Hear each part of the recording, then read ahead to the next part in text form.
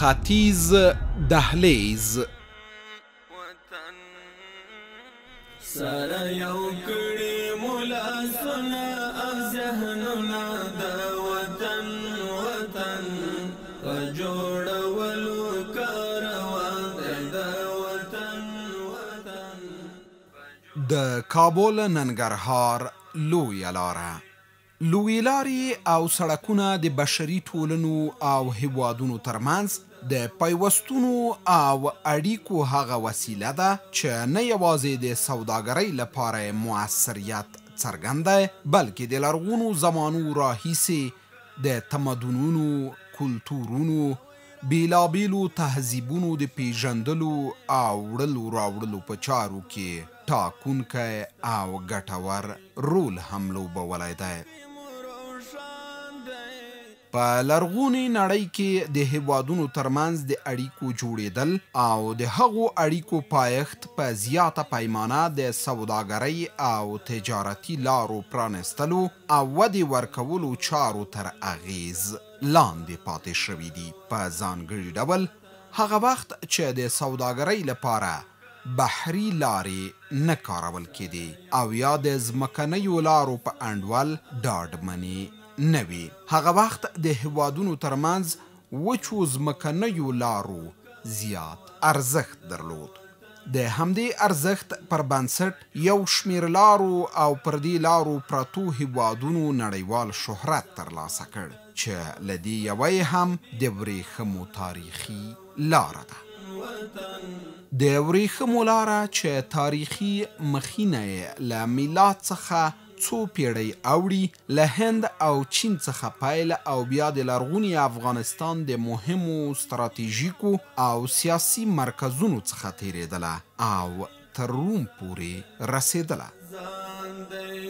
په دې لاره یوازې سوداګري نه بلکې د دریو لویو وچو هیوادونو شاهانو د هنر او ادب څښتنانو سفر کاوه. هر هغه هیواد چې د ورېښمو لار به پرې تیره شوې وه مکلف و چې مسافرو لپاره ډاډمن امنیت رامنځته او ښکلي کاروانسرایونه جوړ کړي. دې لارې په خپله ټوله 8000 کیلومتره فاصله کې 970 کاروان سرایونه درلودل. هغه لارې وي چې هغه په افغانستان کې پخوا د ډیرو بنیادي او په حسابه کلاسیک ډول باندې به کوم انتقالات کېده نو هغې ته به د ورېښمو لار ویل کېدې. مثلا په شمال کې به د چین او د افغانستان یا د نورو لارو په منځ کې به چې څومره تجارتي اموال انتقالېدل دې ته د ورېښمو لارو نوم کارول کېدو. ولې اوس چې زمونږ د جلال آباد او د کابل ترمنځ یا د ننګرهار او د کابل ترمنځ چې کوم نوی سړک د اسلامي امارت په نوي راتګ سره د دوی دغه پروژه غواړي چې مخ ته ویسي نو دغه لاره د دې ارزښت د هیوادونو دپاره په اقتصادي لحاظ باندې ډیر زیات دی. یو خو دا دی چې د هیوادونو په منځ کې به هغه رقابت چې هیوادونه غواړي چې د اقتصادي سیالۍ رامنځته کړي کولی شي د دې لارې نه دوی خپل ټرانزیټ ته وده ورکړي او همدا ډول هیوادونه خپلو صادراتو ته توجه وکړي چې خپل صادراتي اموال نورو هیوادونو ته انتقال کړي.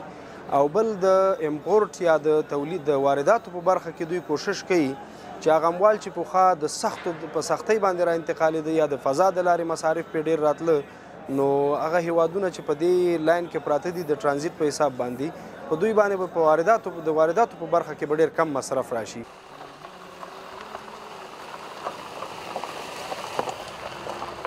تاریخي لار چې وه هغسې زړه لار باندې موږ بولو اوس او په هغې به پخوا وخت کې اسونه تله اوښان به تله او د پیلان به یې رسله. دغلته یو رباط په نامه ځای و دې کې به یې اړول او دې کې به بیا دمه کوله او شپه به یې کوله بیا به یې دې ځای نه بیا انتقالول یا به پورته تله یا به کرته تله. په دې ګندمک ساحه کې په دې ساحو کې دغلته د خوږیاڼو طرف ته یو ساحه ده چې دغلته به اکثره شاهانو دمې کولې. د دوی کاروانونه به چې په دې لارو تېرېده نو دوی سره چې کوم تجارتي اموالو د دې سیمو نه به انتقالول نورو سیمو ته یا د پېښور نه به راتله نو د دوی د دمې زیات دا و. د دې هدف به دا و چې دوی دغه خپل کم وسایل چې دي یا کم عراده جات چې دي دوی دلته په حساب هغه ترمیم کړي بیا یې ورغوي او بیا د دې د لارې نه دوی کولی شي چې مطلب هغه سیمې چې دوی هدف دی او ټارګټ دی هغې ته انتقال وکړي. څرګنده ده چې لویې لارې هیوادونو ته ځانګړی ارزښت لري ځکه چې دا د ټولنې اقتصادي، ټولنیز او ستراتیژیک پرمختګ لپاره بنسټیز رول لوبوي. نو ویلی شو چې د کابل ننګرهار دویم لاین سړک هم د افغانستان لپاره په لومړي سړک د ترافیکي پیښو د کچې ټیټېدو او په تاریخي لحاظ هم ډیر مهم دی چې لومړني کارونه یې له ننګرهار څخه پیل شوي دي. سرک لاین دوم کابل جلال آباد یکی از مسیرهای مهم و حیاتی است. از دو لحاظ بر افغانستان حائز اهمیت است. یک از لحاظ از این که مسیر فعلی لاین کابل جلال آباد یکی از مسیرهای صعب العبور، یکی از مسیرهای پرمزدحم است. به خاطر آوردن سهولت به هموطنان عزیز ما، به خاطر وصل مناطقی که در این مسیر واقع شده، وزارت فوایدامه امارت اسلامی افغانستان کار اعمار ساختمانی پروژه را بخش نخست از ولایت ننگرهار آغاز کرده که انشاءالله بخش‌های مطابقش هم شامل پلان است. از لحاظ دوم، سرک لاین دوم کابل جلال آباد یکی از مسیرهای مهم تاریخی است که از طریق افغانستان کشورهای آسیای میانه با کشورهای جنوب آسیا از این مسیر وصل میشه. بر افغانستان فوق العاده حائز اهمیت است. امارت اسلامی افغانستان، وزارت فوایدامه تصمیم گرفته که مسیر تاریخی را دوباره احیای مجدد بکنه و فعلا کار اعمار ساختمانش از طرف ولایت ننګرهار آغاز شده است. دغه اوږده لاره د کابل د بګرامۍ ولسوالۍ له بوتخاک څلورلارې څخه پیل له خاک جبار څخه تیریږي تیزین او جګدلک ته رسي چې بیا د ننګرهار ولایت د حصارک او شیرزاد ولسوالۍ څخه خوږیاڼو او سرخرود ولسوالیو ته غځیږي او د ننګرهار له دوه سړکي چوک سره نښلول کیږي. د کابل جلال آباد دویم سړک د کابل د بګرامۍ ولسوالۍ د بوتخاک چراهي نه شروع ده تر زو خاک جبار باندې، خاک جبار نه زو تیزین ته، په تیزین باندې اوړي جګدلک ته او جګدلک نه بیا ځي حصارک ولسوالۍ ته، حصارک باندې بیا تیریږي شیرزاد ولسوالۍ، شیرزاد ولسوالۍ نه تیریږي خوږیاڼیو ته، خوږیاڼیو نه وروسته موږ حتی تر دغه پورې سرخرود پورې، سرخرود نه تیریږي د ننګرهار د دوسرکي تر چوکه پورې. د کابل ننګرهار دویم لاین سړک چې د ورېښمو تجارتي لارې په اوږدو کې پروت دی په لومړي سړک د ترافیکي ګڼې ګوڼې مخنیوي او سوداګریزو موټرو ته د اسانتیاوو برابرولو په موخه رغول کیږي او چارې د رئیس الوزراء اقتصادي مرستیال ملا عبدالغني برادر اخوند او نورو مسئولینو له لوري پیل شوي.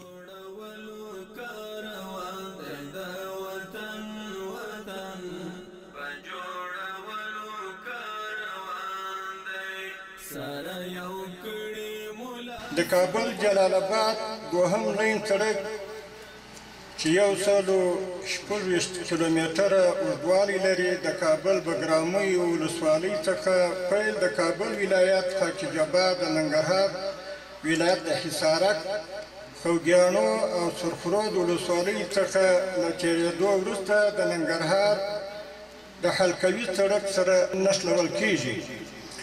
د علیقدر امیر المؤمنین حفظه الله د حکم په اساس د کابل جلال آباد پر لویه لاره د تلونکو وسایطو او ارادهجاتو څخه د هغوی د نوعیت په تبکیب کې د ټاکل سوي حق العبور په بدل کې جوړیږي. نه یوازې د هیواد کورني سوداګري ته وده ورکړي بلکې د سیمې او نړۍ سره هم زموږ د سوداګریزو اړیکو او مناسباتو په پراختیا کې مهم رول لري. روښانه ده چې ننګرهار د افغانستان یو له مهمو سرحدي او تجارتي ولایتونو څخه دی او د هیواد په سوداګرۍ او سیمهییز اقتصاد کې مهم رول لري. لویې لارې د سوداګرۍ لپاره ترانسپورټي اسانتیاوې برابروي څو د محصولاتو او خدماتو چټک او ارزانه انتقال ترسره شي چې دا د سیمو ترمنځ سوداګرۍ او اقتصاد ته وده ورکوي او په کم لګښت سره ډیره ګټه ترلاسه کیږي. دا ځکه ډیر زیات مهم دي چې که چېرته په واقعیت کې دغه لاره موږ چې د کابل او جلال آباد د لارې بحث کوو دا لاره په واقعیت کې جوړه شي نو هغه لارې به د یوازیني د ځمکني ترانسپورټ ته اوزګاره شي او ترانزیټ ته به دا لاره اوزګاره شي بناء د اموالو په وخت رسېدنه او په لږ وخت کې ډیر اموال انتقال دا به ډیره مثبته ګټه وسي او بل په کم مصرف سره به چې ډیره ګټه هیوادونو ته او سیمو ته چې انتقالیږي.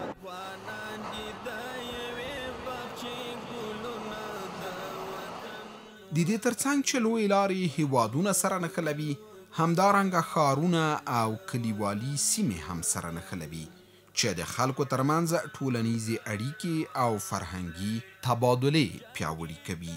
لویې لارې د خدماتو لکه روغتیا، تعلیم او بیړنیو مرستو رسونې کې اسانتیاوې برابروي په ځانګړې توګه په کلیوالي سیمو کې. دا نړیوال تجارتي لاره ده که دې باندې دا نړیوال تجارت هغه پرې شروع شي نو د موږ خلک به په دې لارې پمپونه جوړ کړي، هوټلونه به جوړ کړي، دکانونه به جوړ کړي نو د خلکو دپاره ډېر سهولت به برابر شي. ولس ته خو ټوله ګټه ولس ته ده، اکثره ګټه ولس ته ده ځکه موږ مریض نه شو تللی، موږ ترکاري به چې وشوه نه شوه تللی او زمونږ ډېر ضرورت به و نو ښار ته به په دې خرابه لاره نه شو. د ټولګټو وزارت د ټیم پشتون کې خصوصي شرکت د کابل ننګرهار دویم لاین سړک د رغولو چارې له ننګرهاره پیل کړي چې اوس یې په 12 کیلومترۍ کې عملي کار روان دی. دا سړک تقریبا ټول سیده 140 نه تر 150 متر منځ کې ده، کیلومتر په منځ کې ده او د دې فعلا موږ الحمدلله تقریبا 4 میاشتې کېږي د کار موږ شروع کړی ده او کار یې سیده د ننګرهار لخوا موږ را شروع کړی تقریبا په 12 کیلومترۍ کې موږ فعلا عملي هلته کار جریان لري چې موږ د وزارت ټیم هلته شتون لري او د دغه ټیم په شتون کې شرکت کار ترسره کوي. اوس مهال د یاد سړک په مختلفو ځایونو کې کار روان دی چې په ځینو ځایونو کې خاوره اچول، د کرش پلانټ جوړولو، ډکون او نورو برخو کې عملا کار جریان لري. د دې 12 کیلومترۍ په مربوطاتو کې موږ په مختلفو ځایونو کې کار روان کړی ده. بعض ځایونو کې موږ هلته خاوره جګوو، ساحې نه خاوره لرې کوو، غونډۍ دي هغه وهو، دغه نه خاوره لرې کوو. بعض ساحو کې موږ بیا خاوره اچوو او هغه ډکون کوو. مثلا موږ په بعض ساحو کې ډکون روان ده، په بعض ساحو کې موږ مثلا هلته موږ اوس کرش پلانټ یا هغسې موږ مواد غواړو تولید وکړو، هغه فعلا کار روان ده چې په هغه باندې هغه موږ نصبوو چې هغه بیا تولید موږ ته وکړي. د کابل ننګرهار په دویم لاین سړک کې ځینې لوی او واړه پلونه او پلچکونه هم په پلان کې دي چې په معیاري ډول به ورغېږي او همدارنګه د استنادي دیوالونو رغول، د غرونو او غونډیو پرې کول هم شامل دي. په دې کې غټ پلونه هم شته، موږ ډېر غټ پلونه لرو او واړه پلچکې هم لرو. په دې کې موږ استنادي دیوالونه لرو. په دې کې موږ د غرونو او د غونډیو هغه کټ کول یا وهل هغه هم لرو. بعض ساحو کې موږ د بعضو ساحو چې هغه ډېرې ټیټې دي د هغه ډکون هم لرو چې موږ هغه باید ډک کړو. په ټول هیواد کې د سړکونو رغولو چارې ټولګټو وزارت د 8 نړیوال سټنډرد په معیار ترسره کوي. د یاد وزارت د مسؤلینو په وینا د کابل ننګرهار دویم لاین سړک به هم د 8 نړیوال سټنډرد په معیار ورغول شي. د کابل جلال آباد دویم لاین سړک دا لکه څنګه چې په افغانستان کې د فواید عامې وزارت یا د ټولګټو وزارت نور سړکونه جوړوي، د دې لپاره یو خاص معیار لري. هغه معیار چې د 8 معیار ده، 8 یو سټنډرد ده، معیار ده نړیوال. په همغه باندې موږ د کابل جلال آباد دویم لاین سړک هم اماره جوړوي. کله چې په افغانستان کې سړکونه جوړیږي نو د پروژې ټول مراحل په پام کې نیول کیږي چې سړک باید په کوم معیار جوړ شي.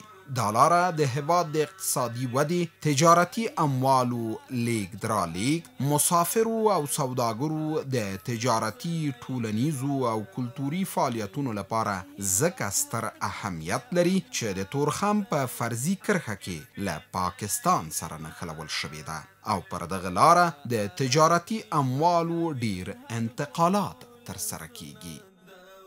سرک‌ها و شاراها در افغانستان وقتی که سروی و دیزاین میشه از مرحله مطالعات امکانسنجی، مطالعات اجتماعی شروع تا مرحله سروی اساسی، دیزاین اساسی، پروژه که وقتی آغاز میشه تمام مراحل پروژه در نظر گرفته میشه که سرک به کدام معیار ساخته شود.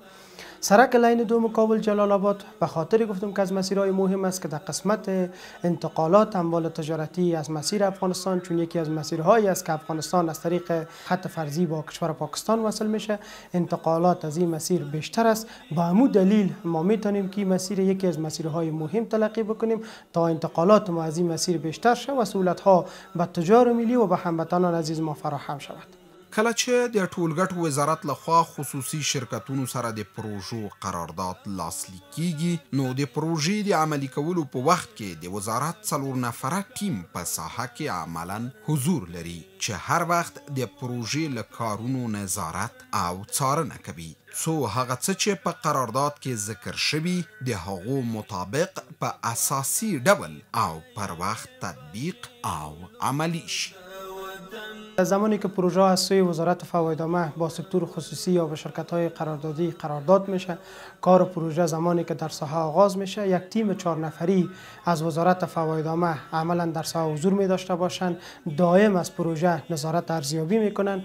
آنچه که در قرارداد ذکر شده در بیکیو و مشخصات تکنیکی پروژه است، مطابق بیکیو، مطابق قرارداد پروژه باید در ساحه تطبیق شود که از جریان تطبیق پروژه تیم‌های وزارت فوایدامه نظارت میکنه تا به گونه اساسی مطابق پروژه تطبیق شود و عملی شود. لوی لارې د یوې ټولنې د پرمختګ لپاره حیاتي ارزښت لري او د خلکو ژوند اسانه کوي، نو په همدې اساس ولس د اسلامي امارت د دې سترو پروژو د پیل ستاینه کوي، پر تطبیق او عملي کېدو یې خوښي څرګندوي او د هر ډول ولسي همکارۍ ډاډ ورکوي. د ولسي خلکو ترڅنګ د پروژې کارکوونکي هم د دغه سړک د رغولو پر چارو خوښ بریښي او خپل سپیڅلي احساسات د وطن پالنې په روحیه داسې وړاندې کوي چې د هر ژوندي ضمیره او پر وطن مین شخص زړه ته ټکان ورکوي.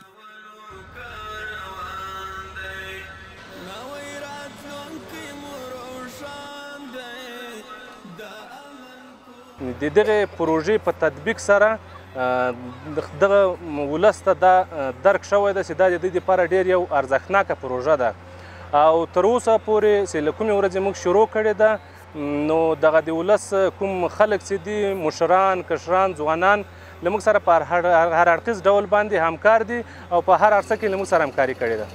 نو لکه څنګه چې دا معلومه ده، اوس اسلامي امارت چې په افغانستان کې حاکم شوی ده، هغه چې کوم پروژې یا کومې رغنیزې چارې د دوی تر لاس لاندې دي، دوی خپل هم په ښه مسلکي ډول باندې نظارت کوي او زموږ د شرکتو کوم انجینر صاحبان، تخنیکي ټیمونه چې دي، دا هم ښه په پوره مېړانه او تعهد باندې دې ته متحد دي چې دا یو حیاتي پروژه ده او په ښه ډول او په ښه کیفیت سره او په تضمیني شکل باندې دا پروژه په مخ ولاړه شي او کار یې بشپړ کړي.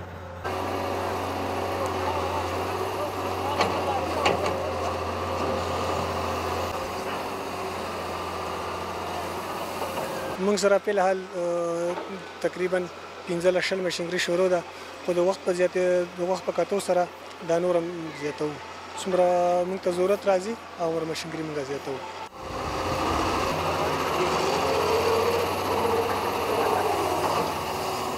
ان شاء الله زړه خو مې دا غواړي چې شپې و د ورځې کار وکړو، الله دې وکړي چې دا روډ جوړ شي او خلکو ته سهولت راسي.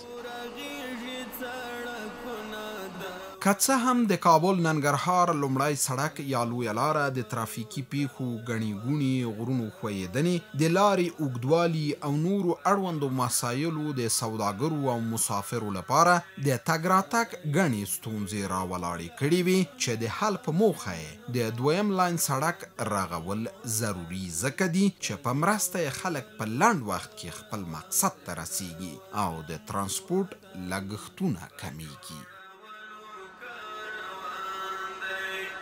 منظم مختز و مثبت مودی گامونه د وطن په جوړولو کار موږ د لویې لارې افغان تجارت ګاډي زور او زور د تجارتي مالونه وړو.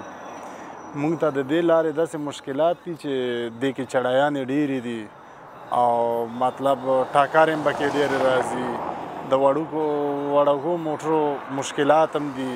لار وړه ده او رش پې زیات دی.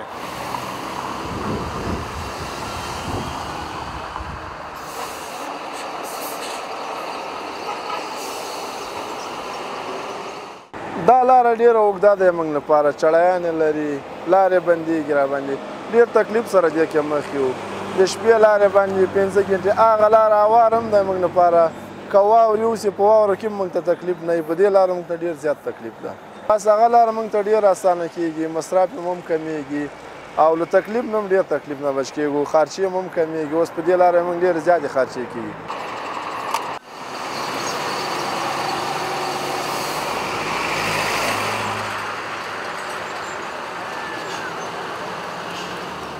نوع خطاب دای خطاب وسایتی که در یک وسایت ثقیله اونجا خراب است، مشکلش چی است؟ مشکل ایجاد میکرد، آن باید ما در جریان ببینیم. درست. اگر مشکل پیدا کرد باز برای یک صدا میکنم موقعیت میشه. در اینجا زحام به اندازه زیاد میباشه، خصوصا از طرف شب وسایت کلان دو طرف به حرکت میباشه. با خوشبختانه با آمد امارت اسلامی پلیس ترافیک زیادتر ساخته است، تنظیم میکنن، مشکلات به مردم ایجاد نمیشه. ولی بس اساسی که راه بدیل از این داشته باشه، امکاناتش باشه، بسیار خوب میشه، بهتر میشه، به خاطر که این جاده بسیار خطرناکترین جاده به شما میره. اگر اینجا دیگه وسایت کلان از اینجا به دیگه را انتقال ببینه، اونجا بره وسایت خردی که بسیار براحتی میتونه بره و بیایه. ډریوران شکایت کوي چې له ګټې تاوان ډیر دی او پر دغه لاره چې هر څومره لوړه کرایه واخلي بیرته د موټر خراب شوي پرزې هم پرې نشي رانیولی. نو د دویم لاین سړک په رغېدو به کرایه کمه او دوی ته به یې ګټه هم زیاته وي.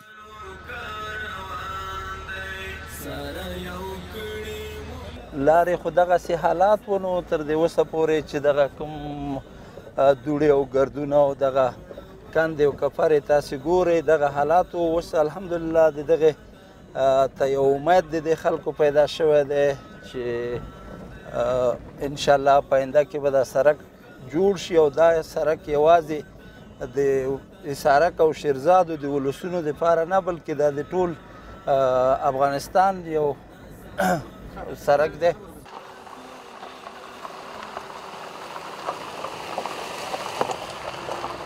ولس خو ډېر زیات مشکلاتو کې دی ځکه د مریضانو تګ راتګ نشي کېدلی، ترکاري او دغه شیان همچنان کرایې لوړې وي ځکه چې ډریوران هم عوارضونه د موټرو او دغسې لارې او کندې او کفرې دي نو مشکلات وي ورسره ضرور.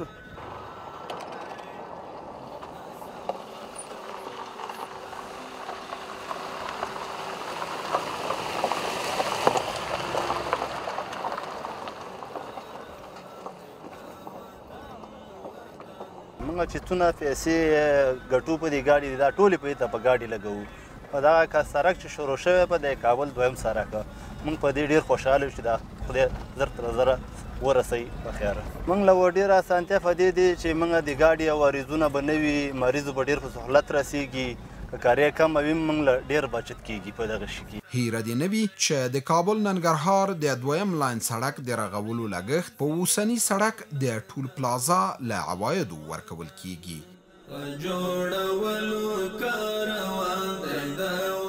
تمویل بودجه لاین دوم سرک کابل جلال آباد از بخش طول پلازا تمویل میشه. فعلا عملا در مسیر لاین کابل جلال آباد یا لاین فیلی که عملا هموطنان ما استفاده میکنن از سوی وزارت فواید عامه طول پلازا فعال شده. عوایدی که از طول پلازا به دست میاد در یک اکانت مشخص در وزارت مالیه جمع آوری میشه و صرف در بخش اعمار ساختمان لاین دوم کابل جلال آباد به مصرف میرسد. د کابل ننګرهار دویم لاین سړک د هیواد د اقتصادي ودې لپاره اسانتیاوې برابروي په ځانګړي ډول د سوداګرو او مسافرو لپاره. د لومړۍ لارې د ګڼې ګوڼې له کبله د ټکرونو او حادثو ګواښونه زیات دي.